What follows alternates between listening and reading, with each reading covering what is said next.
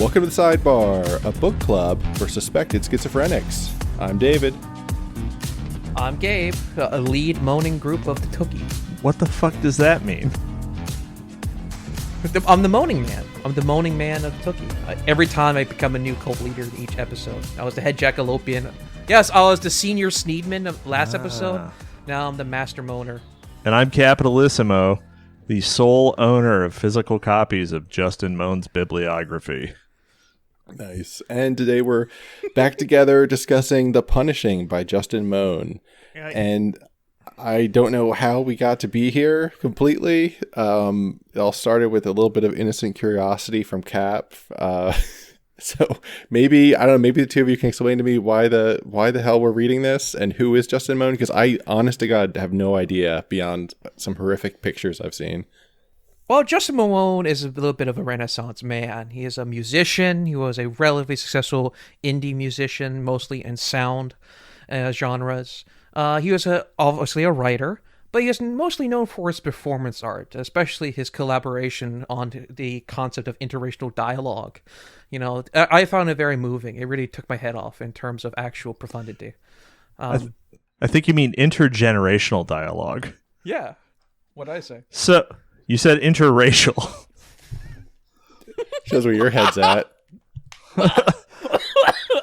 Well, his father was obviously homodemonic. Right. As a Fed boy.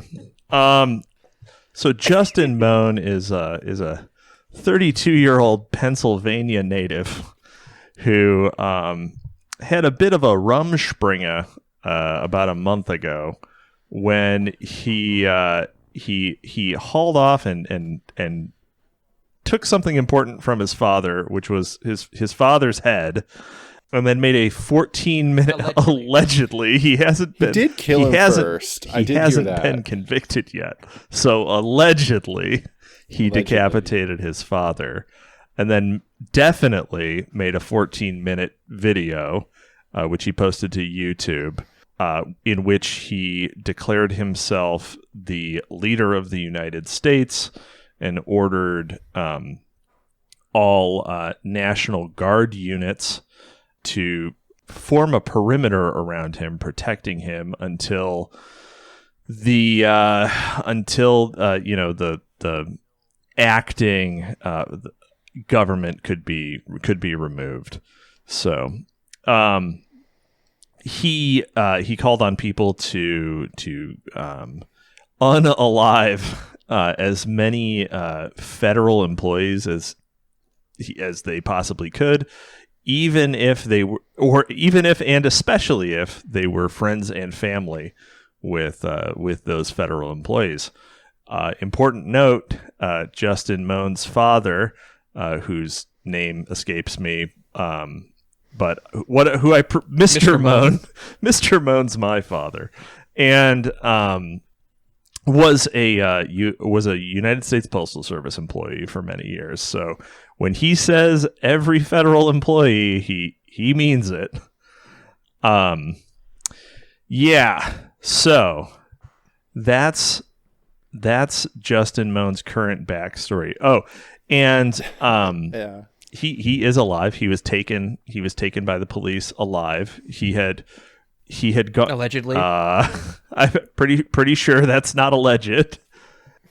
Listen, you don't know. Have you heard anything from mainstream media. Have I seen him? Have I gotten proof of life? You're right. I haven't. Exactly. I made the mistake of trusting the media. I don't hear anything about a jury. I don't hear anything about a court case. That's all.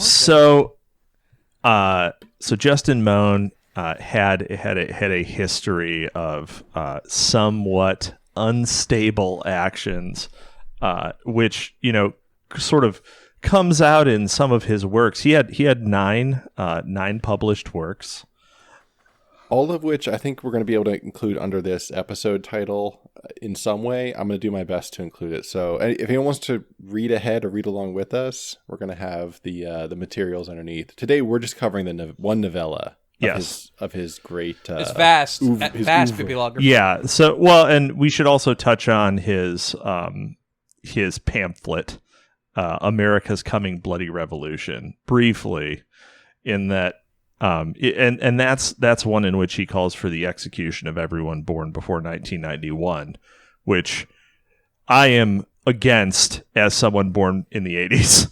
Let me just as a Zoomer, I totally support it. Well, damn, Gabe's got to inherit there we the whole go. podcast. Intergenerational dialogue has begun and ended instantaneously. Yeah, the intergenerational dialogue that the Zoomers can say to the prior generations is put your mouth on the curb. So, Boomer. mouth on the curb, boomer.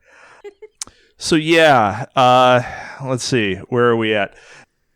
So, the most recent book that he published was called The Punishing, and it is a novella-length work, fiction, both to the extremely schizo Mr. Mohn, or Justin Mohn, I should say. Mr. Mohn's his father.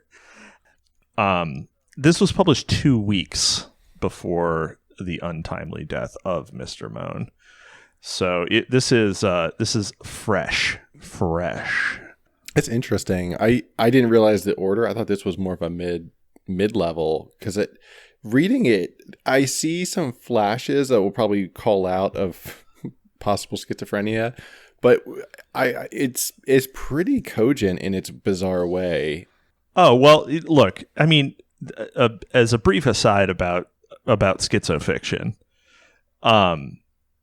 like, it is cogent. Like, the schizophrenia is, like, they have internally consistent worldviews based on a vast amount of, like, spurious connections that, if taken at face value, like, typically are pretty consistent. Having read a lot of schizofiction and the also if anything more appealing schizo history, which is the typical genre of nonfiction schizo writing. So yeah, I was about to say, at your tone as you started talking about it, it was like the fucking CNN subtitle of, like, famed schizo reader cap is like your qualifications were really coming through. Schizo fiction expert. Yeah, cheap aficionado. If as a schizo myself, I found it very accurate. We should also say that Justin Mohn is not one of our guys, and if he was one of our guys, I would own it despite his patricide, alleged patricide. But he's just being braver than anyone in the scene has been. Maybe that's really the story. Mike Moss certainly has not cashed any of the checks that were written in harassment architecture. But a lot of the news reports that came out about him cast him as being far right or alt right or whatever you want to say about that. And it's really not true. Having read a couple lawsuits that he filed in the years leading up to his crime and arrest, and having read his plausible crime. Yeah, I'm sure his lawyers are really going to jump down our throats for not saying alleged every time. His public defenders, I don't know. Defender is gonna really hammer us for this one. I'm saying that head looked quite rubbery to me. Okay, well, if we're, we could be. Oh God, who was it? David McGowan's Program to Kill. That's another excellent. That's a nonfiction piece of schizo history about MK Ultra and the connections that many lurid criminals, specifically serial killers in the case of that book, but it does touch on others, have these connections with federal employees and have connections with even the intelligence or military communities. Now, a canny person might say, might notice that, if you include the military as a possible group, a lot of people have connections to the military. In fact, everyone with grandparents who were alive during World War II probably has a connection to the military. So, maybe that's a false positive there. But the book is that book is also very interesting. But maybe Justin Mohn is merely a patsy. Maybe he's a patsy. Yeah. Maybe his father unalived for some other reason, and he just found that head. I'm just saying that Trump just election fell off 2020. Do you think that just happened? He tripped over it like a banana peel. He fucking. Oh jeez. Hey, Dad, are you winning, Dad? And he fucking falls. You slide whistle sound. Okay, I don't know if we want to get too much more into Justin himself. I mean, that's the gist of. Well, and to be fair, normally we cover fiction from our guys, but this one is just too topical and too in the news 2 weeks ago for us to not talk about. And frankly, you got obsessed with it, Cap. Like you kept messaging us about it, and it was like, all right, let's just do it. And for anyone that is a repeat listener, it's not something we plan to cover stuff like this all the time. You know what? If the opportunity presents itself, here. But it's gonna be be tough. There may be a schizo summer. I'm just saying, there may be a schizo summer at some point. Yeah, consider this like our holiday special. This is our holiday special. There are incels, but listen, what I want to know was Justin Mohn a true cell? Probably not. I don't think so. He had some thirsty music. He had that song about what's her name? I miss you, Lauren. Yeah, it was so pathetic. Sorry, dude. Yeah. No offense. If you're listening to this in jail, I'm sorry, but yeah, it was a bad look. I had to denounce. I'm like Norm Macdonald with the Hold the Fort meme. Like, an independent author, an enemy of the deep state. Wait, hold on. Yeah, hey, and Justin, if they somehow let you get access to the internet while you're in the psych ward in prison and you happen to listen to this, shoot us a letter. Slide into our DMs. We're on Twitter. We're on Twitter. Talk, man. We'd love to talk. Yeah. If you got any other stuff in the pipeline you need a little blurb for, I'll give you a blurb. It'll be great. I'll blurb you. An interview, perhaps? Yeah, right. We'll have that great prison phone audio. Hey, they did it with Uncle Ted. Why not with Uncle Mohn? Well, he's more like cousin. Yeah. Cousin Mohn. Oh, that's real Appalachian. Cousin Mohn. I was waiting to do a Black Snake Mohn reference, but I feel like it's too played out now. We're punned out or whatever it is. All right. Anything else on his background, or maybe let's just jump into the book itself? Well, a good springboard for that is to realize, to keep it in frame. This is his Decay of the Angel. Like, this is both his Decay of the Angel in the sense of Mishima. That was his last piece. He wrote that knowing he was going to die. In a sense, Mohn, the previous Mohn, the Mohn we never knew, has died. And he probably wrote this before certain actions and behaviors happened. So keep that in mind. That's the reason why we had to. He definitely wrote this and published it before those actions occurred, because the head was pretty fresh. So I mean, the dedication. Let me just read the dedication. Oh, yes. This book is dedicated to those who believe in me. May this book serve as further proof their belief in me is justified. Oh, and the cover is great, by the way. I love the fact he didn't do any opacity blocks between the letters. He just put the letters right on top of the painting. Yeah, just slap it on, man. It's got a slight drop shadow. It's got just a little, I think. Yeah, maybe. I think so. It's pretty thin, if anything. I don't have a physical. Yeah. I would like to open up, if we're getting the book proper. I was going to recommend we start with a table reading, actually. Yes! Of page 1, chapter yes! 1. Because when we were talking about this on Shout Out the Prudentialist, we were on Digital Archipelago. Go check that out if you want to hear us do an interview with Prude. I referenced this in the conversation then. Yeah, let's just read this bitch. I mean, do you want me to read it, or how do you want to do this? Because I'm trying to think. Let's do. Well, someone needs to be the voice. I think let's read it. Let's read down to called out. If you see that near the bottom of the page, I think that would be a good one. Or no. Let's read down to. I don't want to say it, but the said that's like 2 lines below that line. Okay. Chapter 1. Okay, and then let me think. I can be the voice for the first 2 voices, or I'll be the voice. Cap, you can be the narrator. Gabe, you can be the person in the chair. Okay. Brilliant. All right. We are table reading the first, most of the first page of chapter 1 of Justin Mohn's The Punishing. Fade to color, unfade from black. Congratulations, class of 2481. Some fat with blue hair said.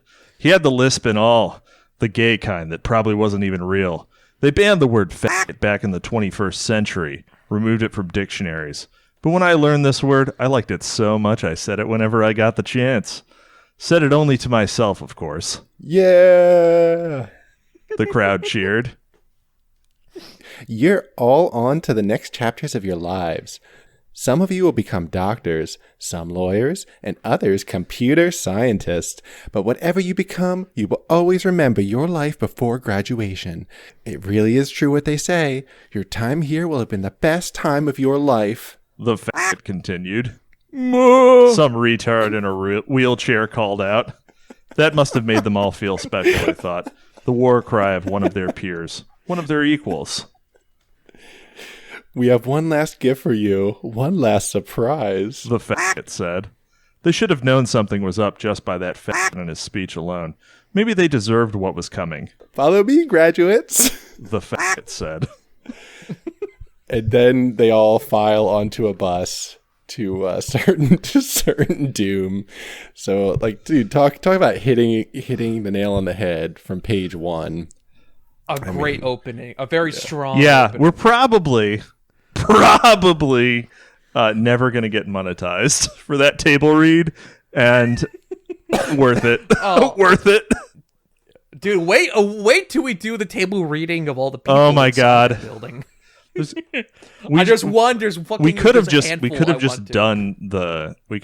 done an audiobook instead of covering this. A Tookie's radio play. Oh my god! The Punishing by Justin Mohn. Dude, I love radio plays. That would be amazing. Man's World, effects? fund me. Yeah. We get a piece of raw meat and we slap it every time something more happens. Yep. So what happens here? So what we're seeing obviously is a graduation, narrated by a person as yet unnamed, which is revealed in a while from now. Slick Orwellian prose that keeps you guessing. Like, what's the deeper lore behind this? The clock strikes 13. Yeah, and why is it retards? 400. Why is it 450-ish years in the future? What happened during those intervening years? And why does it seem to be like, a high school graduation from the present year, right? So all of the graduates go on to and they are referred to in an exhausting fashion as graduates. The way that he reuses words is extremely tiresome. I would say it's almost F. Gardner-esque. Very limited diction. Yes. Yeah. That and I'm getting ahead. I don't want to get ahead of it, but yeah, essentially the sequence of events is, they're on it. The fact that just, I don't have to keep censoring that. Thank you, future past me, future me. The bundle of sticks. The bundle of sticks. It just keeps chiding them on, like saying, "Oh, you can have so much fun. It's gonna be so great." And then our unknown narrator is just like, "Oh, these kids don't know what they're getting into." Yeah. And basically, what goes on over this chapter, just to give like, I guess, a quick overview, and then we like go into specifics. They go to this warehouse in the forest where this like guy in a loincloth, straight out of Gore, is just it's like waiting. It's like a guy. It's like Master Blaster from from fucking Thunderdome, wearing like leather straps and chains and a loincloth. Greets them at the front door, and a giant gives them a axe on his ticket, says don't lose your ticket, and then they all go inside. And they all get sorted into different lines. And so there's line number 1 all the way to line number 5. And each one leads to a different room with people missing either 1 limb, 2 limbs, 3 limbs, 4 limbs, or having their head cut off, like all 5. And just, I guess, a highlight here of the writing style itself. Mr. Mohn's use of wah and is extreme. Like every other piece of dialogue is someone going wah. My head got the cut introduction off. of slapstick humor is fantastic. Yeah. Yeah, it's like as they walked down the hallway, the transparent wall ended. The floor and walls were now all white. Then they could hear the cries quietly at first, but the cries grew louder as they got closer. Why? People cried. My arm! Why? Someone yelled. I'll never play soccer again. Someone else wailed. Soccer again. So what happens here is you get to the end of the hallway and a literal fucking demon is there. And then they torture you based on how much of a piece of shit you've been, right? Yeah, and they know all your sins. You've been monitored your whole life. You're basically realizing that they know absolutely everything about you. So if you've just been a normal person, basically, you're in line number 1 and you're going to lose an arm, basically. And if you've been kind of a bigger asshole, line number 2, lose 2 limbs or whatever. And the way that this is written is extremely gory. I mean, it is torture porn. This is 24 pages of torture porn, essentially. And like when I say torture porn, I mean at one point a demoness sticks a chainsaw and like lops off a girl's vagina. I don't know if Justin Mohn was a true cell, because I'm not even sure how that maneuver works. Actually, some of the best prose is in that scene, by the way. It's actually some genuinely good prose in that scene. Yeah, he gets excited about the torture stuff. Maybe that's a bad sign. It's not a great sign. Not a great sign. Also the removal of important body parts. Not a great sign of things to come. For our author's real life. But there's let's see here. Yeah, there's like someone gets their eye ripped out, like the optic nerve, like the demon scoop John's eye out like a scoop of ice cream. I think someone gets like 3 limbs, or they get like snap his arm off, it only partially breaks. Like break another one. Well, and the demons are like, I'm not sure how much to torture this guy. And they're like talking about each other, and they have like a pride of their work. The conversations between the demons are actually like kind of funny at several points. Yeah, are pretty funny at several points. Yeah. It's like we're authorized to use our discretion. Yeah. Because his arm is dangling, and like, does that count? I don't know if that counts. Take a testicle just in case. Yeah, well, here it is. Well, I suppose that's enough punishing then, Larry, the demon said. My arm, Larry cried. Hold on, get one of his toes, too, another demon said. Yeah, his arm's still dangling on. That's not a full limb. Another demon said. Oh, okay. Another demon holding the maul said. No, Larry wailed. And it's goofy and it's slapstick. Whoa! You forgot that the well, yeah. I mean, you forgot the part. He smashes the guy's. Let's see. The demon swung the maul down onto Larry's foot. The maul landed on Larry's shin bone and smashed it paper thin. Bad swing. Sorry, the demon said. Another thing on the writing style, I want to point out, was the use of onomatopoeia is insane. You know, like shriek, clink, clank, and just like the one weird one that threw me. Actually, a lot of people said glute for vomiting. Like that happens like 3 or 4 times in the book. Yeah. And like I've never heard. I have no idea what that's supposed to mean. Glute. Yeah. I mean, maybe it's like when you. It's like a gag. It's like the sound you hear internally when you gag. You know, like it's not a sound that's actually Actually, that is a really interesting observation, right? Because, you know, it is like the sound that you hear inside of your own head when you gag, but no one hears someone else make that sound. Right? Yeah. Yeah, you hear that like clicky thing in the back of your throat. Like, yeah. But yeah. So, bizarre.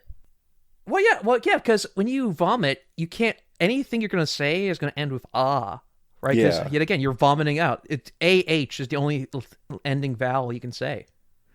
Yeah, the T is just odd. Anyway, randomly that caught my eye, and then it's just torture porn for kind of a little too long. A little too long. It is a quarter of this book. Yes. This is this huge chapter. I actually thought, I was like, wow, I guess this book is going to be in like 3 or 4 chapters. Nope. It's just this chapter that's like this. The rest of them are all like more what you'd expect from a novella. Chud, don't you know it's called The Punishing? So obviously the punishing is going to be taking the vast majority of it. Yep. And the main guy we're following, granted, it's through a narrator who we're going to stick with the whole book, but he just like dies, right? I can't remember. No, the first guy that John's okay. John is in. Yeah. I think John was in like the first room. He like lost his arm and then he, got sent through the door.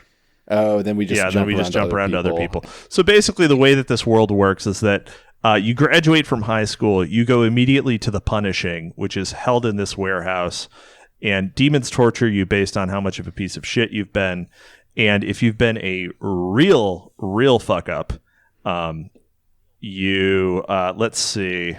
Hold on. And this is where, there's actual almost pornography in here.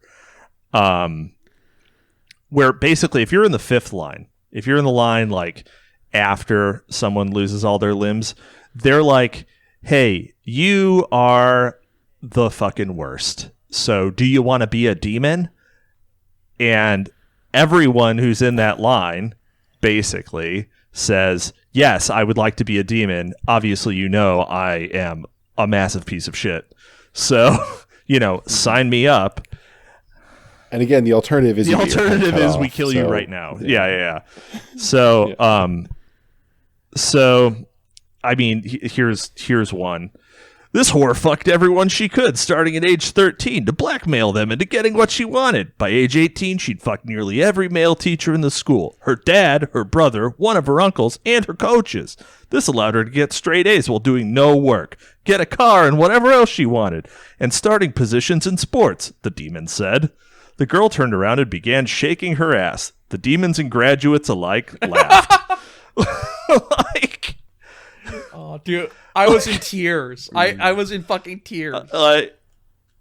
Because he just goes for so long and long and long with the dialogue, and most of the humans, it gets stale, but he ramps it up, just random actions. Like, yet again, she just starts twerking. Right. And all the demons are like, ooh. Yeah, no, it's like... No, the graduates too. Well, it's everyone. The graduates too. Everyone in the fifth line. Everyone off. in the 5th line, right? So... Yeah, it's probably not the people who have been dismembered. They're not wolf howling. I thought and like awooga.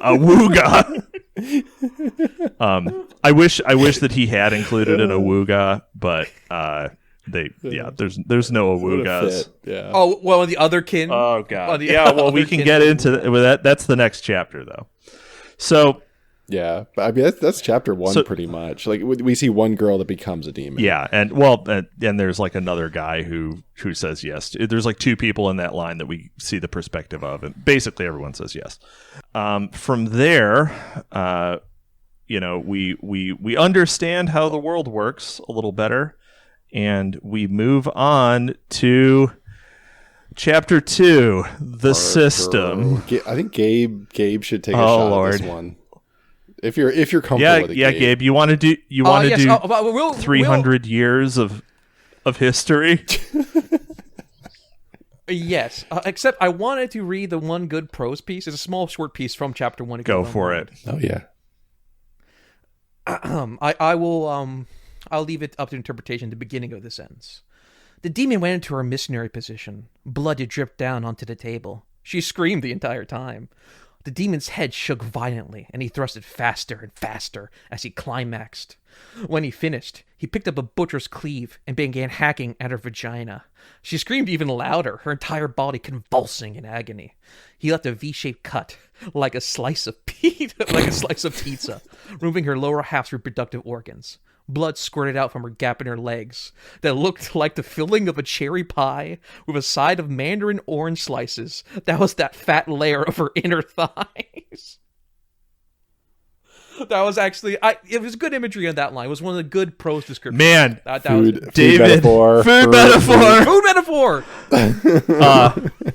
No, I turned to American. Fuck. That's how good Mohn is. He can turn the American metaphor. We're going to have a lot of bleeps in this one, aren't we? It's going to get... I think that stuff was all good. It just... We're too small. We're too small. Absolutely not. Yeah. just the F slurs. We just got to watch the F slurs. Which that was really the peak of it. I mean, I think maybe Gabe's read is going to have some beeps in it. Actually, some beeps might punch up the comedy. Yeah. Maybe. Listen, I didn't name the struggle cuddle. I just described the struggle cuddle. All right. Chapter 2, the system. Sorry. Yeah, hit us. All right. I remember my punishing like it was yesterday. I was part of the very first punishing the human species in the year 2444 AD. Do humans still use this Gregorian calendar marked by the year like Anno Domini, meaning the year of our Lord? But in like 244-4, the human demonicus began using a new calendar marked the year 1 AAD, meaning the year of our Antichrist. I still don't know what Antichrist means. Nobody seems to. Hold on. My name is hold on. I had a normal. Are you gonna just read the whole chapter? Yeah. Are you just gonna? Okay, man. I do want to point out. I thought my reading was pretty good. Thank you very much. You missed some words and you changed some others, but. Oh yeah, Antichrist. Yeah, he says, "I still don't know what Christ means." Nobody seems to. Anyway, the thing is, AAD is nonsense. What the fuck does that mean? Like what is the other A? Well, what is the other A? Yeah, there's no clarity. Yeah, all right. I've boned up. Oh, sorry, Cap. Go ahead, finish up. Then I can take a stab at the lore. Sure.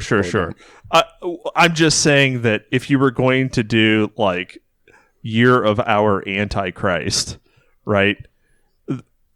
What the fuck is that acronym? That's all I'm saying, and later on he does use BCE, which is just the year system here is bonkers. But yeah, it's like just stick with one, like just say CE or something. That probably would fit actually with some of his stuff with furries and stuff. But okay, yeah. So we move on to chapter 2, the system, and so this is your lore dump here. So basically, now we're introduced. We're like, okay, we're having the story explained to us. Actually, do we get the info dump first, or do we find out who he is first? I'll just say it for your. He says he's Rex Carlson. Yeah, he says he's Rex Carlson, and he's a monitor. Basically, he's like watching people on monitors within the system. So what is the system? What is this world that we've just seen like this weird murder porn of high schoolers from.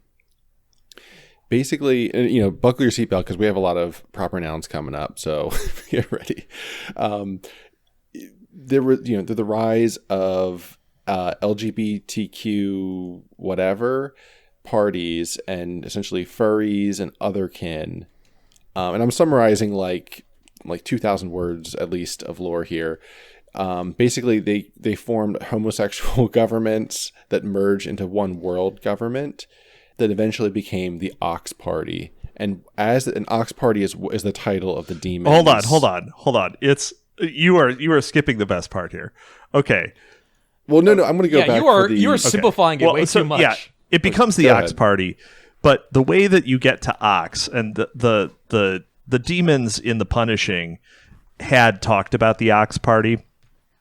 In the chapter 1, the Punishing. They had talked about the Ox Party as like the thing that was giving them authority to do things. So the way that it worked was that you get one world government under the LGBTQ banner, and then furries, i.e. otherkin, lobby for inclusion. So it becomes LGBTQ QO. And then the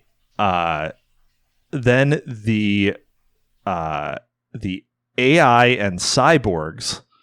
Oh no, sorry, it's the other way around. Hold on. Sorry, David. Cut this section. Then the body changers. So it's people who weren't just otherkin, who thought that they had like animal spirits, but people who actually started genetically modifying and surgically modifying their bodies to look like animals, like getting horns implanted and whatever, like the demons that we saw before, start getting included under X for changers. That's the logic. And then after that, hence the Ox Party. Well, and then so it's LGBTQOX. Then after that, the AI and cyborgs become more prevalent, and it becomes LGBTQOXA. All right. So by about 2056, 25% of the human population identified as otherkin or a body transformer. Because the body transformers grew so much in population, they demanded their own representation. And so they became the X. It was also around this time that artificial enhancements of the body became available and widespread, and a noticeable portion of the population also began to identify as cyborgs. By 2150, the LGBTQOXA community, funded by the DIE party, the population that identified as normal humans was a minority. And so essentially the otherkin, cyborgs and body transformers dropped the gays and became the OXA party. And after several hundred years of further development, the body transformers and the otherkin joined basically made a pact with Satan and wanted to start the Inquisition. The AI and cyborgs just wanted to build a techno-utopia and explore the stars, and decided to split from the OXA party, leaving the AIs and the Ox Party as the sole political factions in the world. And the Inquisition is depicted as, well, and there's one other thing is the repaving as well. So the Inquisition, yes, the repaving is great. Yeah, which occurred first, where basically the Ox Party is just like hunting all humans down, just people getting chased through the woods and dragged into a single concentration plant in China. So China is where all human life exists now, and the rest of the entire planet has undergone the repaving, where at least how I picture in my head, these basically just these gigantic repaving machines, which are like kind of like I wonder why it's called the repaving, because it implies that the like paving. The world was paved at one point or something. That's well, what no, because me too. they're paving upon concrete and pavement. They're repaving the roads technically. But they're repaving like far. They like paved jungles. the Amazon, And man. Basically, all of life has been decimated. So the entire planet is just one like asphalt plain everywhere, except for China, where they've built And bits and pieces of Europe, the periphery. I mean, I guess the only part of Europe, I mean, most of Europe, I think, is just paved, and then there's like Siberia, which is the land. Yeah, which yeah. Is a little bit more. Cyberia, Siberia. Yeah. Where the AI and cyborgs live. Yeah. Real original. Stan, I want to think that that's a backhanded reference to Stanislaw Lem's Siberiad, but it's not. So no, I just thought he was clever. Yeah, this suffers from like lore syndrome, where the lore events explained in the lore are immensely more interesting than what's happening to the protagonist. Yeah, like, dude, transport me back to the Inquisition. I want to see that. Yeah, like the fucking AIs, because like the way he describes it is he's not necessarily even anti-AI. The narrator, like other kid, he's fucking pro AI. Like, yeah, I mean he's a Christ accelerationist, for God's sake. He's CACC. Right, because he's literally that's how he talks to Gabriel. Well, yeah, you're getting way ahead of yourself. Cyborg guy. Yeah. Oh yeah. But sticking to the lore. It's like he describes like this new feudalism. You have the Homo demonicus, right? And they can't breed. You know, they can't breed. They can only breed via turning. Yeah. They can't breed. They can only breed via turning humans. And you have the otherkin. And I thought for a second it's a distinction and not a difference. But the otherkin are simply, they just don't want to be humans. Like, they'll be dogs, they'll be animals. They don't really have all the extra... They're like cat ear people. They don't go all the way into being different humans. There's part pseudo like Tumblrisms. It's part of self-expression. Well, the Homo demonicus, they want to completely erase the human and erase anything organic. Like, there's actually a good decent line in the repaving part where he explains how the otherkin are very sad about the jungles and the animals dying. But Satan's like, trust me, bro. Like, you know, we're doing it to release their souls from like the mortal world, man. Because Satan still has to play party politics. I love the fact that parties still exist. Yeah. Right. Yeah. Like right.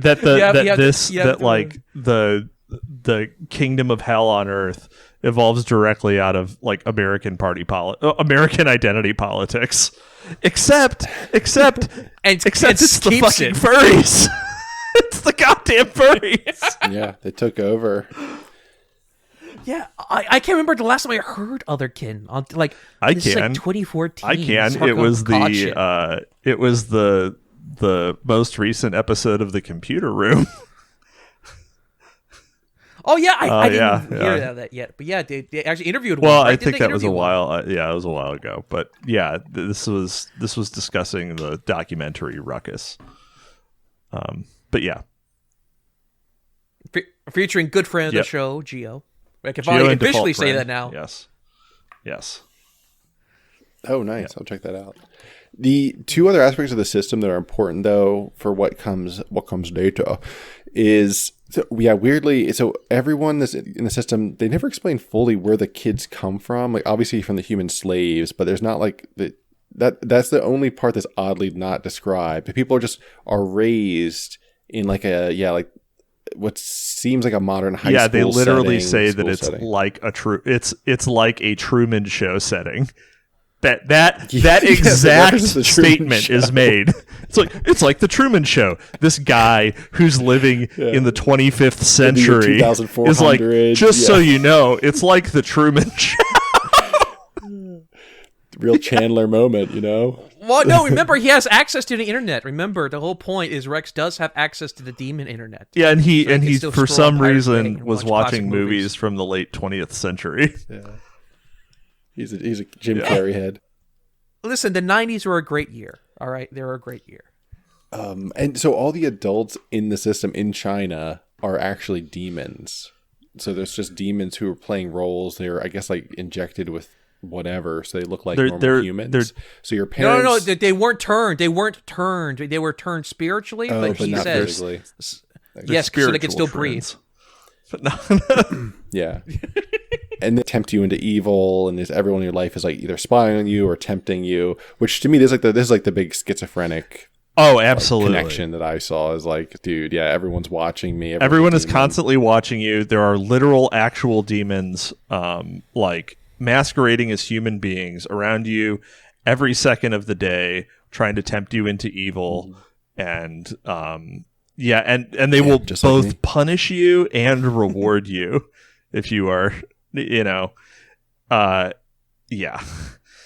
Yeah, and I really wish he leaned into that, because there was elements of, dare I say, Kafka-esque in the first part, The Punishing, with the torture slaughterhouse, right? How people are getting their limbs taken off, and the demons are bantering. The demons are basically just jobbers, like yeah, like they're punching the clock, yeah. Mm-hmm. You're spitballing. You have a dominatrix one with like chained nipples together, cutting out testicles, and the thing is, the humans, they never react like believably. If you notice that, they'll say no or or why are you doing this? But I imagine them saying it completely monotone. That's why I say it's like do you remember the story In the Penal Colony by Kafka? Yeah, that has been a long time, but go on.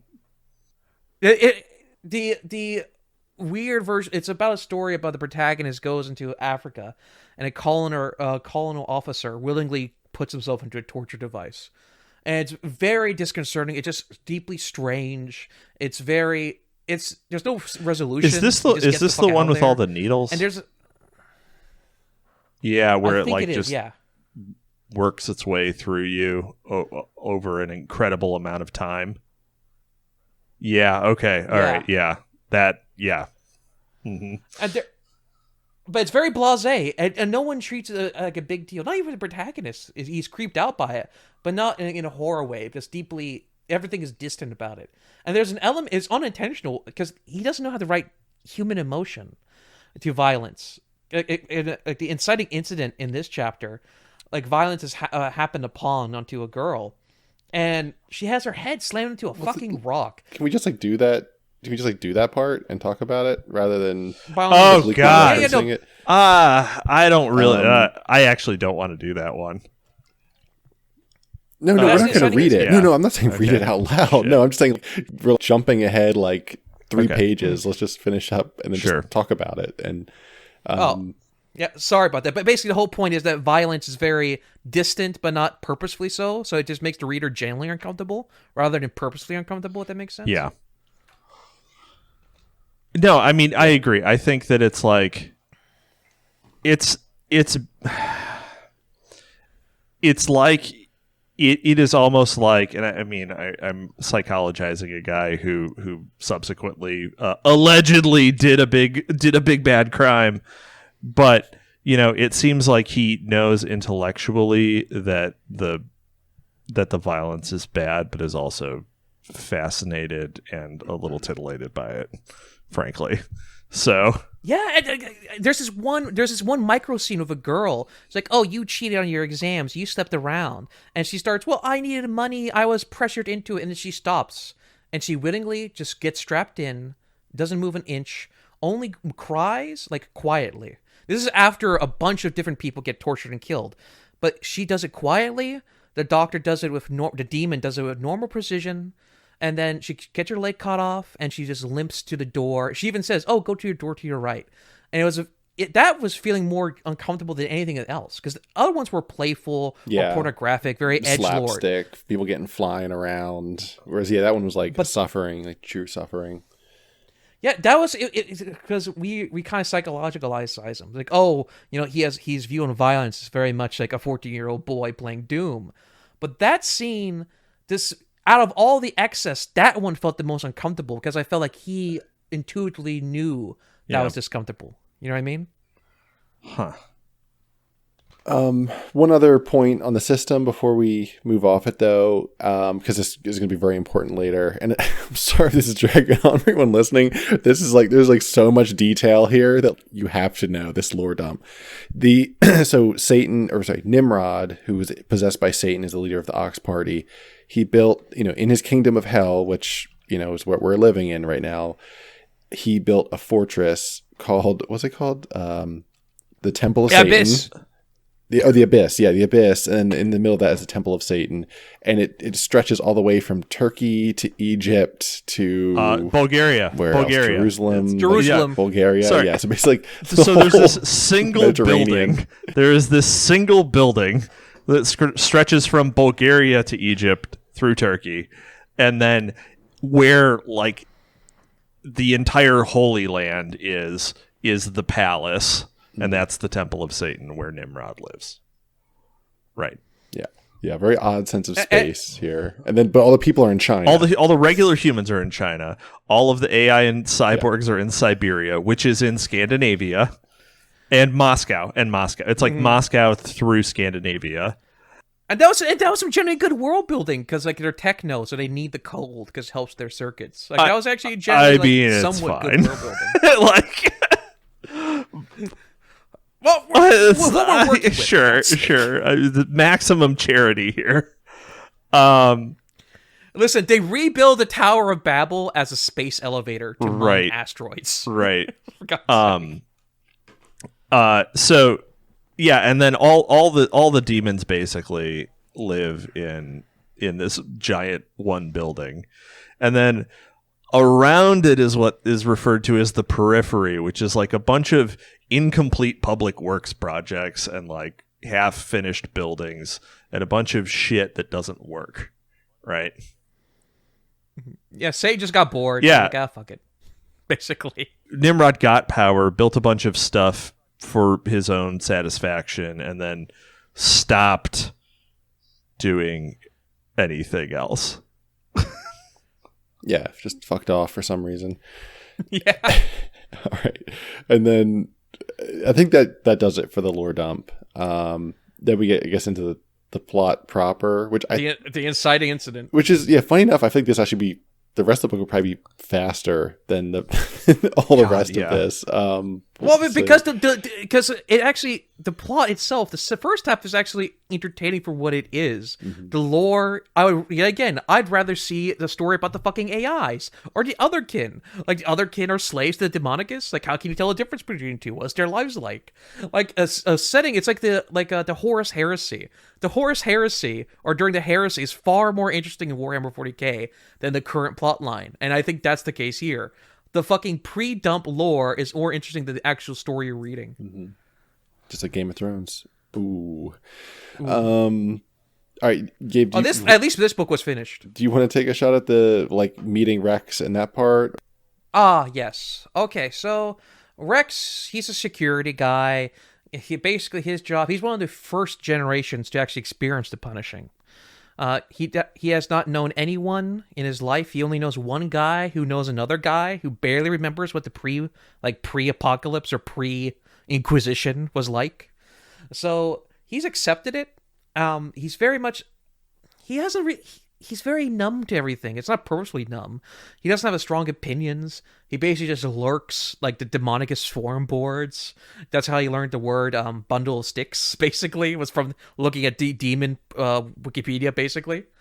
So one day he just gets bored. He's looking at all the monitors, and he sees a human girl going for a checkup by one Mr. Dr. Walrus. Good old Dr. Walrus. She's looking around with a massive cock. True. As all Demonicus have. They're basically starters, right? Satyr? But she ends up escaping. Don't say anything, Cap. Tomato. Okay. Anyway, the point being is she, much like the good Truman, she walks off the stage into the desert of the real, and she finds, I think they're in Uzbekistan. It's the deserty part of China. So she thinks she's dreaming. She's been experiencing these dreams of seeing demons, like those weird things she sees in cartoons, but they're like real. And the demons, the demonicasts, are very concerned with this reality of this weird dream plague of humans realizing what's really happening. So this girl wanders into the desert of the real, and she finds 2 demons. One is I think a monkey, and the other one's a shark with human hands. The entire body's a shark, but the legs and human hands is. So they find her, and they end up killing her, which is a deeply taboo in the scene. This scene where they actually kill this Asian girl, an Asian girl with a great ass, by the way. There's a great scene where they talk about she walks into the doctor's waiting room, and she's like, you know what? She's a petite Asian girl, tall, but she has a really great ass. Damn, he is one of our guys. Yep. Yeah. Oh, also, a lot of the demons have ribbed penises, spiked not for they her do. pleasure, They but do. He does. He does Barb. burn a lot of ink in this rather short novella describing demon dick. It's Yeah. barbed demon dick. And there is a snuggle cuddle with the poor Asian girl after she's had her head bashed in. after. What? After. That doesn't count if they're dead. Yeah, I don't know how the cuddle laws work. But anyway, so they end up smashing her head into a rock. And yeah, again, this weird Kafka weird-esque thing where he grabs her by the head and she slams in. And yet again, none of the dialogue has emotion. There's no emotion tags. She's like, "Oh, why are you doing this to me? Get off of me, you monkey." This is after having her head smashed in the first time. And seeing these 10-foot tall human hybrid monsters you never knew existed. Right. Just unhand me, you shark. What was the 90s cartoon with the shark? Street Shark? The Shark Crew. Yeah, just imagine the street sharks coming up randomly and just gang raping your girlfriend in front of you. And you're like, get your hands off of me, you brute. Oh, it is so stilted. And again, the gore's not. They basically slam her head until there's nothing but bits of. Again, the gore has the most description out of anything in his dialogue. That's the only thing he actually bothers describing is gore. Yeah. Is nothing but a puddle of bone and brains and bits. And they do the deed. They crack a wreck with her, and they leave. And our boy Rex, he's deeply disturbed by this. For very odd reasons. Yet again, he's disturbed because that's against the rules. He's a rule nerd. He's a rule lawyer, basically. You're only supposed to kill humans during the punishing. This was before her punishing. She was 17 or something like that. You're supposed to only kill them during the punishing. And so he's like, "Oh my god, I'm gonna have to report this. This never has happened before. They broke Nimrod's laws." And so he's having a panic attack over this. And but then he has to take as I quote, he has to release a diarrhea spew, apparently. Right. So he goes to the bathroom. God. So assumingly, because he has a good long conversation. So assumingly with this diarrhea leaking down his ass, he speaks with the one and only, my namesake, Gabriel, on the literal angel on a computer monitor. And this is the second clever bit. Gabriel explains to him that, listen, Satan has broken his own laws. That's a technicality that lets us come in after. Did y'all bring up the Messiah thing during the war thing or no? Yeah. No, we totally did miss that. Yeah, before the Inquisition happened, Thomas Bailey, the second coming of Christ, who was a magician. The renowned English magician. Came back and was disregarded and subsequently killed. And he got Epstein. They put him in jail and they had a demon choke him out. No, it ate him actually. Well, it ate him after, but yeah. Mm-hmm. Yeah, and the thing is, he's a neocons messiah. He supports Judeo-Christian Islamic values. We had 2 hyphens in that. 3 words, 2 hyphens. So he doubled the hyphen game. It was great. That's exactly. So all of the Abrahamic faiths had been agglomerated at that point. Yeah. So Gabriel reaches out to him and says, actually, another clever lore bit I liked was he's like, Satan is the angel of songs. Or music. Yeah. So he says, we'll communicate primarily just through text. So basically he hacks him into his Rex, our protagonist, has a cybernetic eyeball. So he somehow connects that. So he's receiving messages. Yeah, exactly. From his punishing, he has like a weird helmet head because his skull got cracked open. So he's like a little bit of a cyborg, and he has robot legs. That will be important later as well. Another guy, there's the lore is deep. So yeah, he's like half robot. So he's plugged in to Gabriel. He's going to be receiving text messages, and Gabriel says to him, because of this violation of Nimrod's own rules, we plan to invade now. But he's like, but I need you to be my messenger and go to the cyborgs in Siberia, or the AI people in Siberia. You got to walk across all of Europe, because right now he starts out. Is it Bulgaria? He's in Bulgaria. Bulgaria. Yeah. He's got to go to Moscow essentially on foot. Or also, all of these place names have not changed. It's FYI. He's been studying. Even though it's just he's like been an studying ocean Demonopedia or whatever the fuck it is. So, just a lot of shit happens basically. Like I mean, let me know if I'm missing something major, but he gets instructions like you're gonna jump out the window, run away. I think he maybe does the next day. He basically makes a getaway, and they catch him. And does he learn? Yeah, does he learn the word Christ here? Or is that a little later? It is here. Yeah, he literally jumps down the third building. His robo-log is like, Gabriel reminds him, dude, you have... Oh, right. I forgot. He missed it, yeah. Like... and then as a good messenger of God, he teaches him how to make a pipe bomb. Yes. And then that was blows up a wall. Actually. Oh, yeah, and the instructions to make a pipe bomb are in here. Like... literally go to Walmart. You know what to pick up now. Well, a fictional pipe bomb. Obviously the ingredients are completely fake, of course. So he pipe bombs his way out, and then Gabriel gives him the cheat code of saying, "Jesus Christ be praised, get the fuck away from me," basically.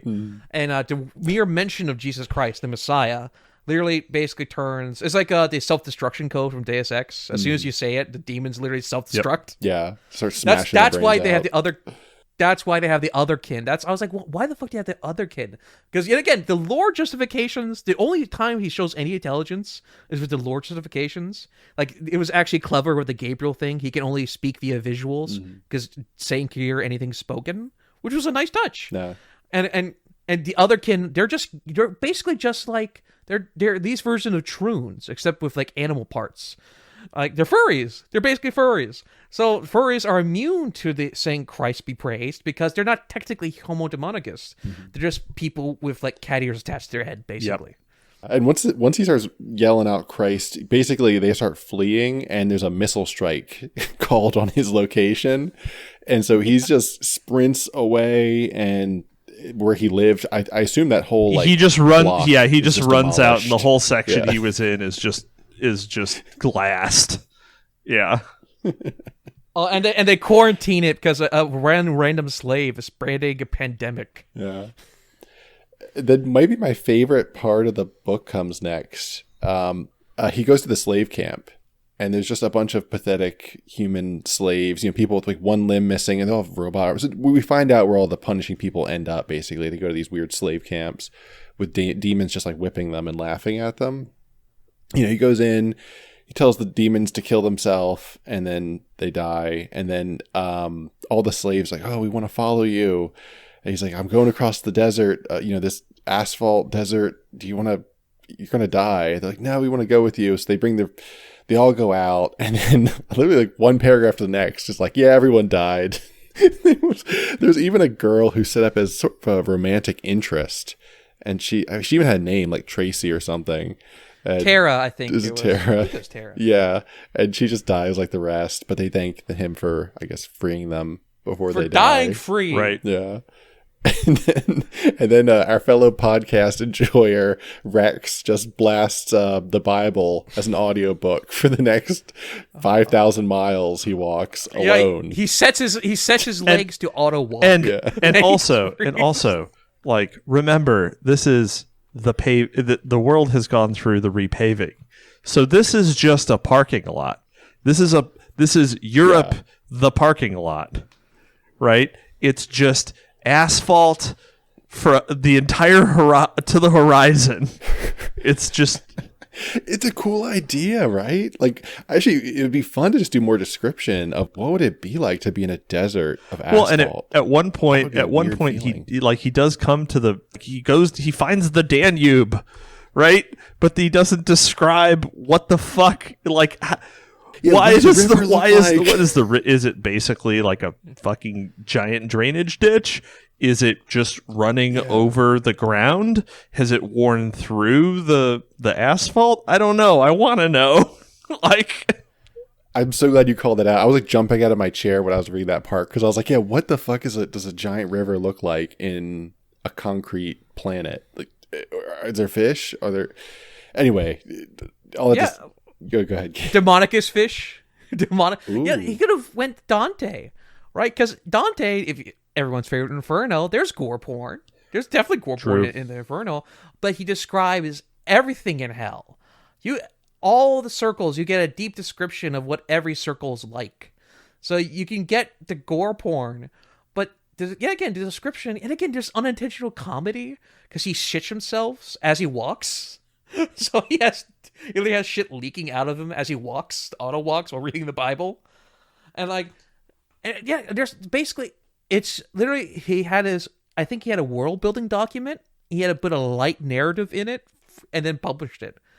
Because it just seems like he's setting up for like a tabletop campaign. Everything is so open ended. Oh, dude, I would play if you want to start up a campaign of the punishing. The punishing. Hearts of Iron 4 mod. No. Listen, we need to do a Hearts of Iron 4 mod of the punishing. That's what we need. Oh, there's enough trannies. They might just do it. Actually, it's kind of what is True that modders. one? What is that one game? It has like the weird body horror miniatures. Kingdom Death. Yeah, Kingdom Death Monster. It's like this super expensive tabletop game. That's with that name. That sounds like it's extremely metal. But is it low core? No, nothing is like this. No. That's the great thing. This is unique. Well, this is it. It is. It's not good. it's unique, but it's not good. Maybe if we read the other books, oh my god, setting like maybe those are each is a faction book. Listen, as a forerunner of Christian accelerationist literature, all right, you have to realize that it's like Isaac Asimov. Is his writing stiff as shit? Yes, but he wrote like the fucking laws of robotic morality. All right, this is the same thing. The future Christian accelerationist techno AI people will be looking at this novel as their sacrament. That is a bold claim. Also, I just want to point out for people tracking at home, we just went through like 6 chapters in 5 minutes, right? Compared to the beginning. Yeah, it's like it's actually it's 100 pages, and 50 of those are 25 of those are the punishing, and 25 more are 450 years of history.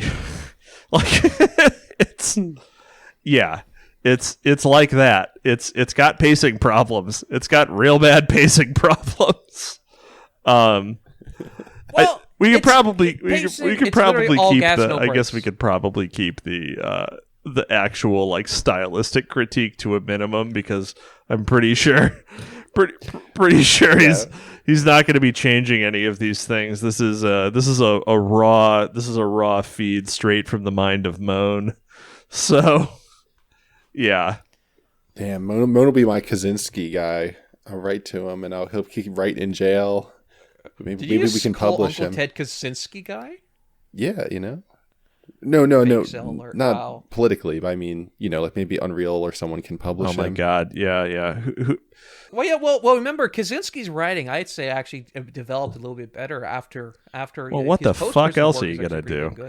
Also, on that point, Justin Mohn, he's 32, and Pennsylvania isn't really big on the death penalty, so he's probably gonna have a few decades in which to hone his craft. Yeah. He won't be able to make any money off of it because he's most likely going to get convicted. But he can, he can still put it out there. There's still people who publish that stuff. Can I please do just the first part of this next one? And I know, sorry, I've been talking for a minute. You guys can do some more, but go for it. The AI. Okay, chapter 8, Siberia. This section is the most. So it's very dialogue heavy. It's just sort of he shows up. He walks up and someone with like sort of like, what was that video game with the red alert? He's like one of those red alert, like half human, half machine guys, whatever. He shows up. Basically, it's revealed that there's this cyborg AI city that's under a, what do you call it? Hologram? Thank you. A hologram system above our walls to hide our buildings. It's under a hologram. So he gets in and it's like, whoa, this is actually really developed and futuristic. And they have this conversation, and I swear to God, they say, huh, like 1,000 times. So he basically shows up, he says, oh yeah, I'm here because God told me he's coming back. Gabriel's coming now. Gabriel comes down in a bolt of fucking lightning, crashes and explodes next to them with like angel wings. And the AI literally says, huh. Like, it's like 5 instances of saying, we have no human food here. We transition to different dietary needs, more efficient ones. My name is Quantum Compiler. Gabriel crashes down. Huh. The AI party gasped. Dude.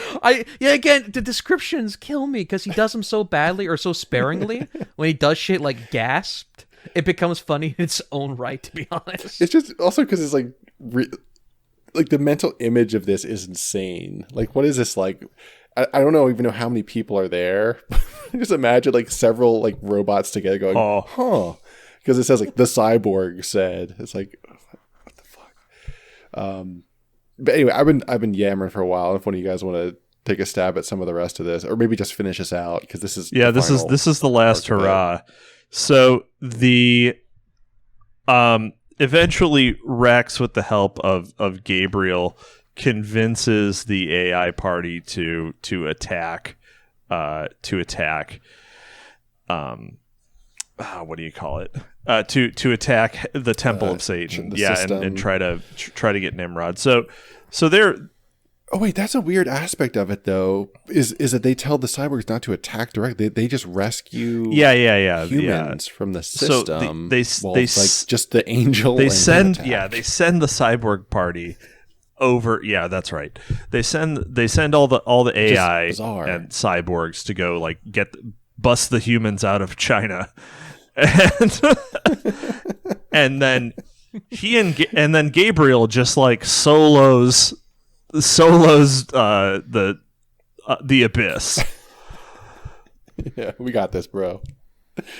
Essentially, he's just laying waste to it, and Gabriel is like an alien, right? Gabriel is an alien from of a group that lives around the black hole at the center of the galaxy, and it's an extremely material. It's a very materialistic like view of both demons and divinity, right? Like there's no like modern demonology that would say that a person could become a demon through surgery, right? Like that's not a thing. Yeah, and Nimrod's big plan is to find some way to breed demons just outright and get rid of the human factor entirely. Yet again, via DNA, not magic, not everything. Demononucleic acid. He doesn't say that, but he should have. Yeah. That would actually been a good pun. So... Oh, he gives him wings. Rex is given wings by Gabriel as well. As a backpack. Yeah, he gets backpack wings. Wings with feathers, but as a backpack. Yeah. Mm-hmm. Which he has no problem adapting to. Mm-hmm. And the paragraphs where he tries to free the other people. Like this section I just posted is like hilarious. Let me see. Should we read it? Yes, I think the three of us should read it because the dialogue is like Three Stooges tier. Like, listen, I'll do the dipshit. Okay. Do you want me to be sound effects? Are we? You're the Are best we? person to Are read we this. starting it on? Hold on. I highlighted you it. highlighted I highlighted it. Perfect. Okay. All right, ready for table reading number 2. This is, what page is this? 95. Page 95 of The Punishing by Justin Mohn. Justin Mohn. I'm never going to say that right. All right. His name is Justin Mohn. Sorry. Pew pew. I felt an intense heat on my back and a force like a kick to the spine. I fell forward. When I got back up, I tried to fly away, but I didn't take flight. Then I smelled burning feathers, the second worst thing I've ever smelled in my life. I turned around and looked. My wings were melted. Pew pew. I fell to the ground, this time like a rug was pulled out from under me, and I landed on my ass. I tried to stand back up, but I couldn't. I looked down at my legs. My robotic legs were melted. Fuck. I was done for. And if I somehow managed to survive, I would probably never get new legs again. Some of the other slaves stood over me and looked down at me. Are you fucking retarded? One of the slaves said. This guy had wings to fly away, and he came back to hell. Another slave murmured. Dipshit. So... It's too good. It's too fucking good. This is... It has Really makes me everything. sympathize with these poor humans. Just calling this guy a retard on the ground. Yet again, the human sufferers. Yet again, it's so fucking detached. You see this guy, he compares himself to Moses. He's a flying Moses, saying, "Hey, faggots!" Literally, what the way that this scene started was that he flew overhead and saw a bunch of people, working outside with some demon taskmasters, and shouted down, "Hey, you faggots!" I yelled. Oh, one note just to make that past thing make sense is they had nails in their ears. Yeah, the that was demons big put twist. nails The in demons their all ears. had Like there nails wasn't in an their ears. easier way. Like they didn't have cotton or earmuffs.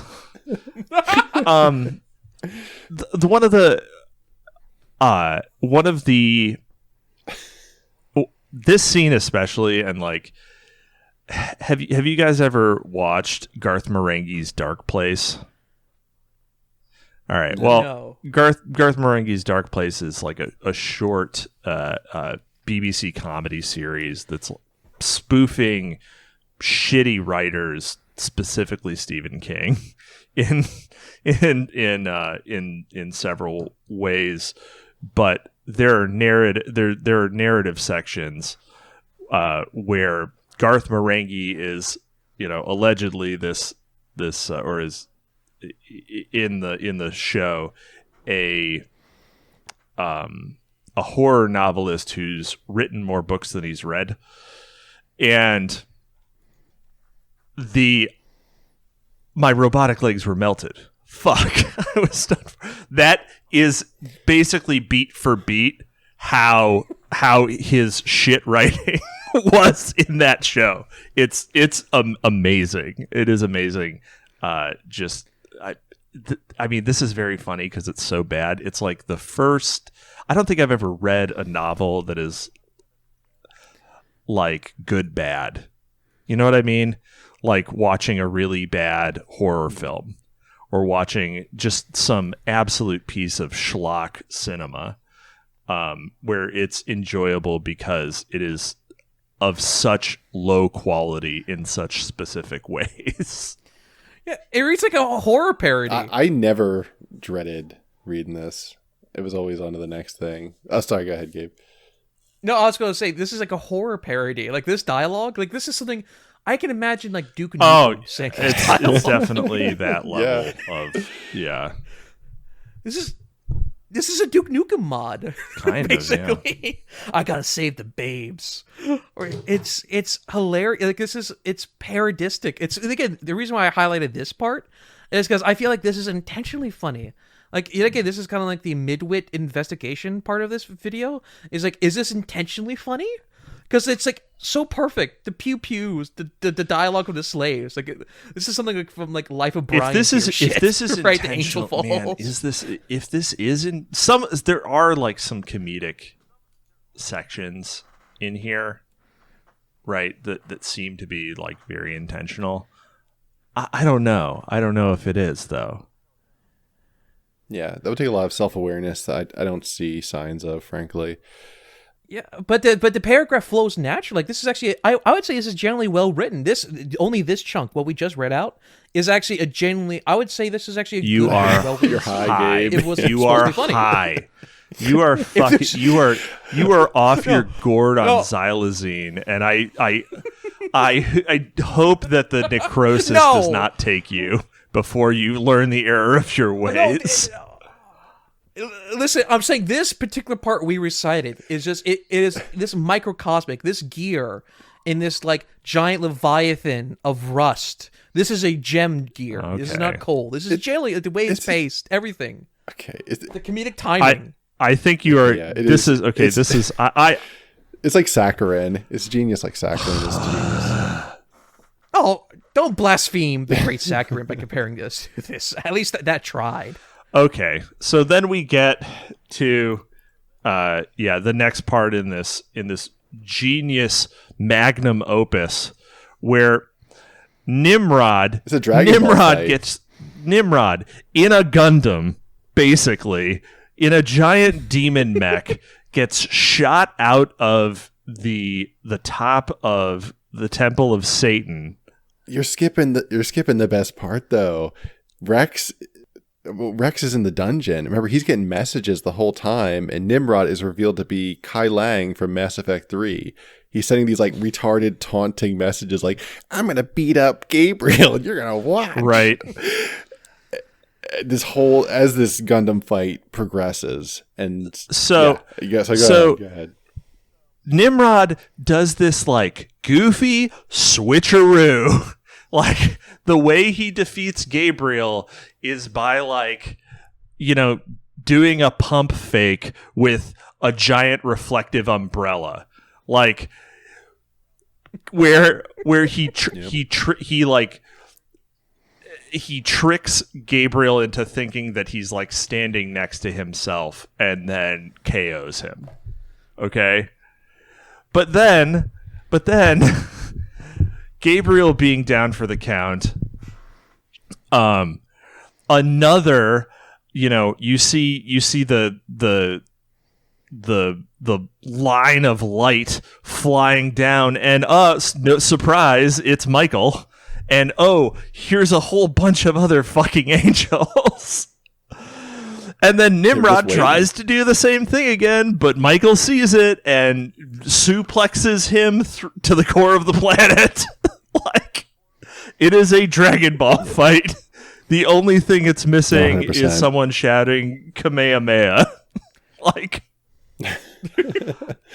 and the ending is Superman, where they fling him into outer space to slowly die never to die, just to like circle the black hole. No, yeah, because just enough to black hole, because he's trapped in the body of Nimrod. So they found a technicality to almost permanently get rid of Satan, because his spirit is internal, but he's trapped inside a body, so he can't actually escape the body until it dies. But Nimrod's immortal. Pocket.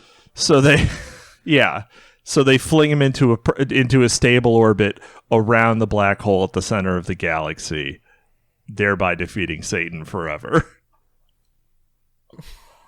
So very weirdly materialistic interpretation of all of that. One odd thing I want to point out too, the spatial sense during this Kamehameha fight is insane. Like at one point he's like, they're standing over, I want to say Israel or, Gaza or whoever. And then they're like, to our right on the ground in Afghanistan, I saw Homo Demonicus running towards an Archon in the purple force field. Like he's literally looking left or right. He's seeing like hundreds of miles in every direction.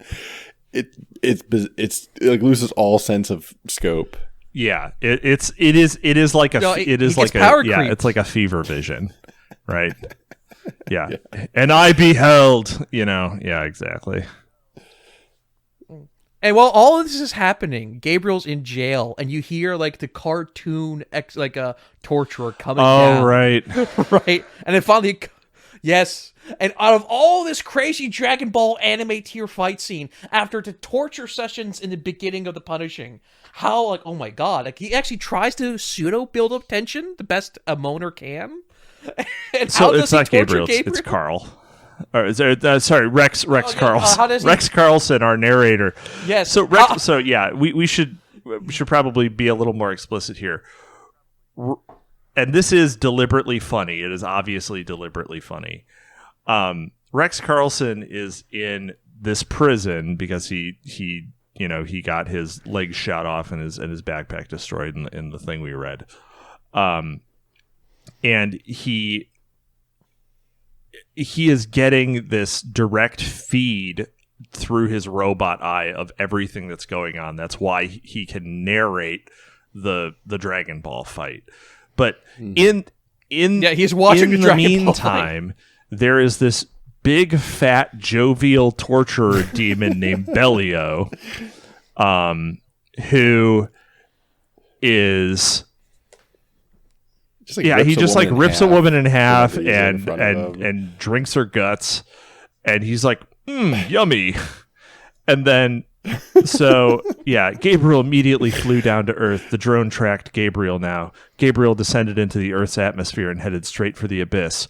Rattle, rattle. Just then, Bellio began unlocking my prison cell. He opened the door. Hi, buddy, Bellio exclaimed. Huh. I sighed. So... Bellio brought me over to he puts him in a giant Bellio brought me over to a massive slingshot facing the wall. The wall had a bullseye painted on it and blood smeared all over it. One time someone survived 4 smashes against the wall, Bellio said. Like, okay. It is fantastic. It is pure tragic and comedy. You have the space opera. You have the Dragon Ball Z fight coming in outside. He's watching it. It's in his eyeball. He is watching the anime rerun as he is put into like a fucking Roadrunner cartoon ass. Yeah.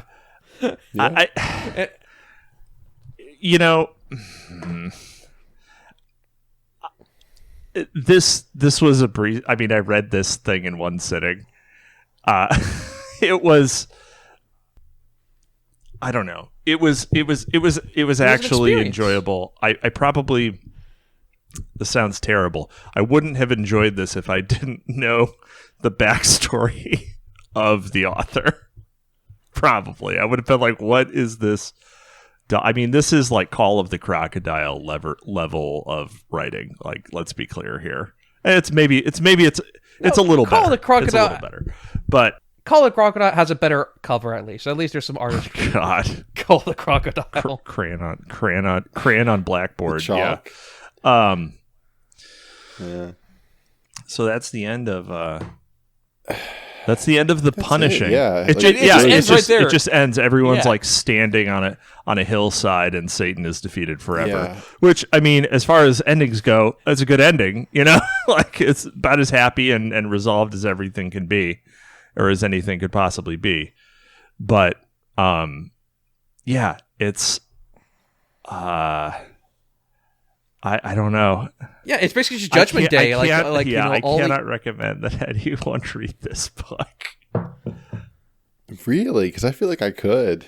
I was never bored for a minute reading this. Unlike you, it's a novella, so you could read it in a sitting or two. I read like probably 90% of it in one sitting, and yeah, it was. You gotta know what you're getting into, But I think if you've listened to this, it's probably not worth it because probably the funny shit has already been spoiled for you. So actually, maybe my recommendation is pointless because the only people who ever hear it are people that just got spoiled on it. Well, until you listen to the radio show adaptation of Justin Mohn's The Punishing. Yeah.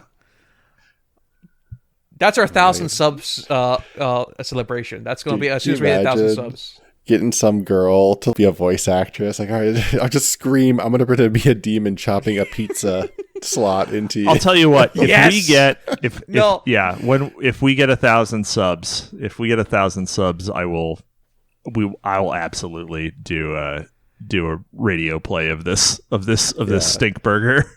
Yeah, it doesn't have to be the whole thing either, right? Like, really, we could just do like chapter one, and then like maybe a bridge. The whole thing.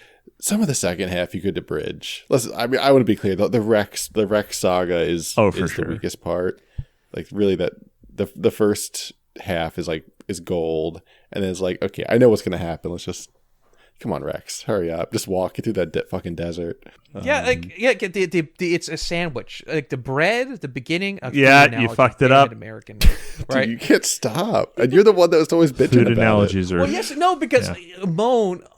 Listen, Mohn is such a good American author. He managed to use the food analogy correctly, right? You got the bread, which is the opening, the punishing. Delicious. You know what? It punches you. It's the first thing it touches your tongue. Then you get the middle, and the middle's a little charred. It's the lore dump, and you know what happens? You get right back into another slice of bread.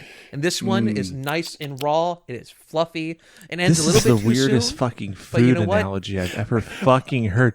What the fuck? Raw? It's like raw and fluffy, but what the fuck is charred in the middle? This is a shitty sandwich. You just described the worst fucking sandwich.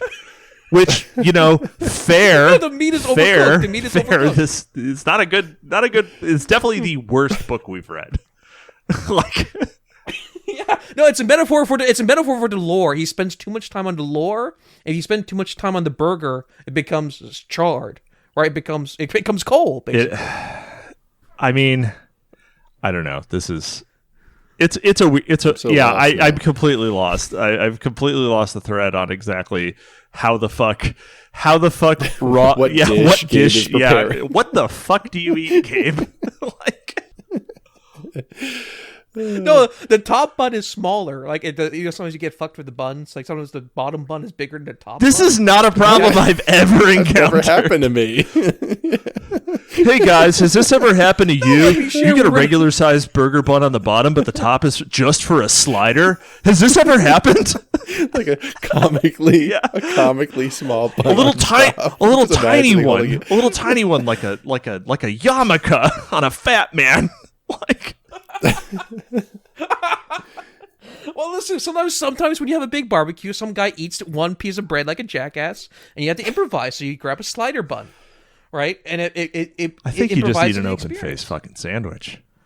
I'd never do that. I would take a slider. You just take a slider. You wouldn't go with the big piece. The big piece is the one that you would orphan. Yeah. No, True. listen. That's the meal equivalent of other kid. You're trying to modify your body, right? No, there's the sandwich as a tradition. You're supposed to have two pieces of bread. A goddamn triangular sandwich. Not one that's pyramidal, I guess I should say, or worse yet, cone shaped. It's got to be. They got to be equal sizes of bread on the top and the bottom. Well, no. Oh, ice cream cones. They're like the drumstick sandwiches, right? An ice cream cone is basically like a cone-shaped sandwich. That is a form radical definition of sandwich that I do not approve of. Yeah, that's. Well, yeah, listen, chicken waffle sandwiches, right? You use waffle bread instead. There's of no such thing as waffle bread. So you just made up waffle bread. Waffles are waffles. It's a kind of pastry, if anything. Is this why you hate food metaphors, Gabe? They confuse you don't know how food works. you're just Gabe is an AI. We just discovered that Gabe is an AI bot and does not fully understand what food is. No, because have you ever had a fried chicken place that sells waffles? Yeah, I've definitely had chicken and waffles. Sometimes they have before. Yes, they sell a waffle chicken sandwich there. Yeah, sometimes but that doesn't make it bread. The sauce, the syrup sauce. It has dough. I mean, but it is made of wheat, so Gabe called it waffle bread.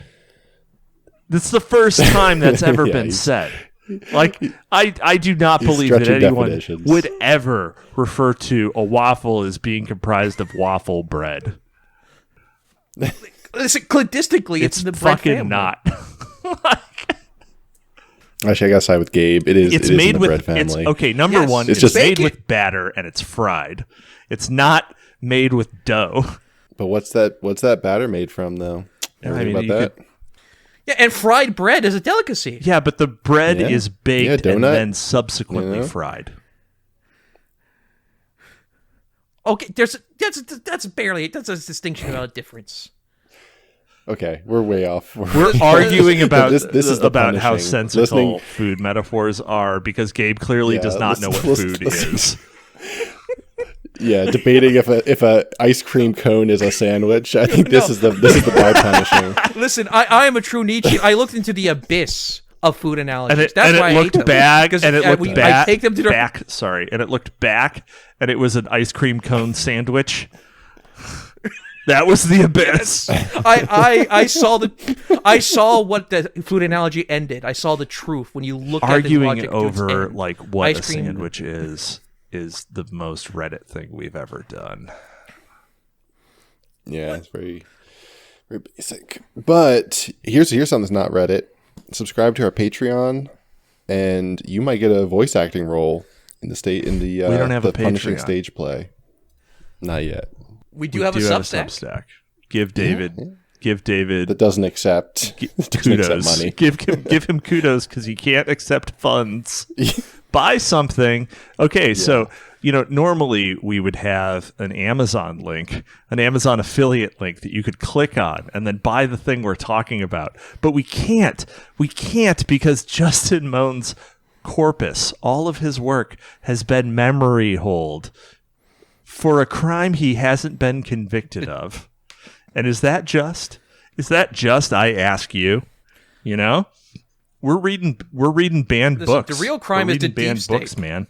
Real banned books that you can't buy, which is what makes a book actually banned.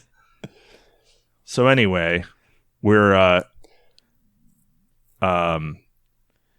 interesting. There are actually if you Google search Justin Mohn on Amazon right now, some people have put up 14-page Kindle books, and 70-page that were probably written by AI, that you can buy right now about Justin Mohn.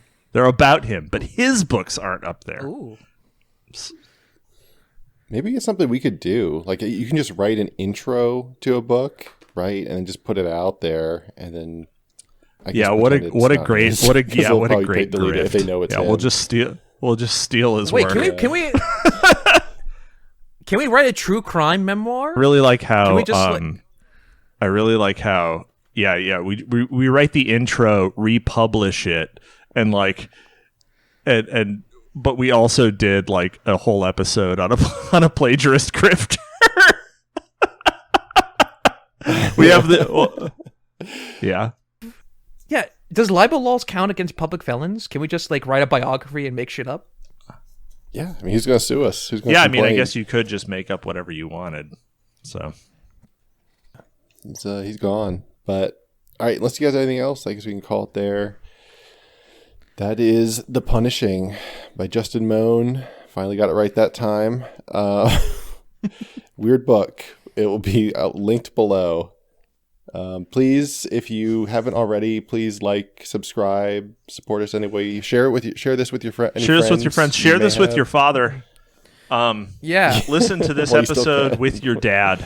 Before you cut him off. Yep. Eat pizza with your father while listening to this episode. Tell him he's in for a treat.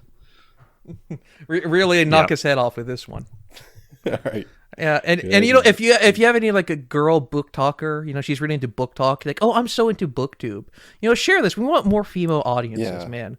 We need books. Yeah, you know what? Send this podcast over. Listen to. What? You get a girl in your car. You bought some books. Y'all went to Barnes and Noble. Play some Justin Mohn music, man. And get in the mood. Mood the Mohn. All right. All right. That's it. Thanks, guys.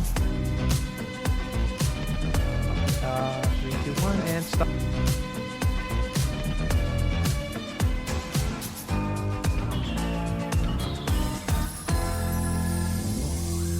Oh, ice cream cones. They're like the drumstick sandwiches, right? An ice cream cone is basically like a cone-shaped sandwich.